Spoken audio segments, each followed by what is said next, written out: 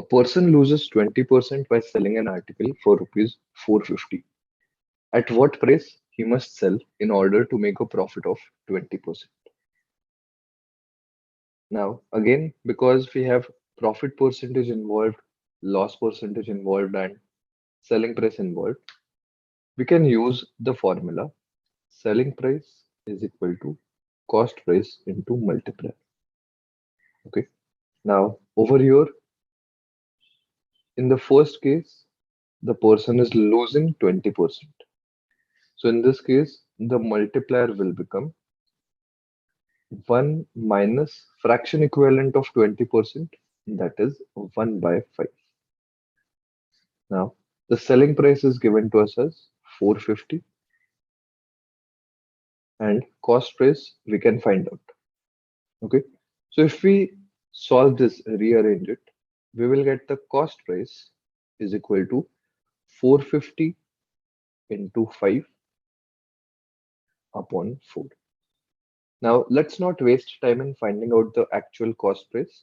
We will use this cost price in the next formula. Okay.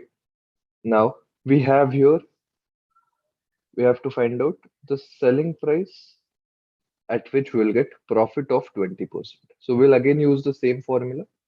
So selling price is equal to, now we know the cost price, it is 450 into 5 by 4. Now the multiplier will become 1 plus 1 by 5. So therefore it becomes 450 into 5 upon 4 into 6 by 5. Okay, so 5 we can cancel it out.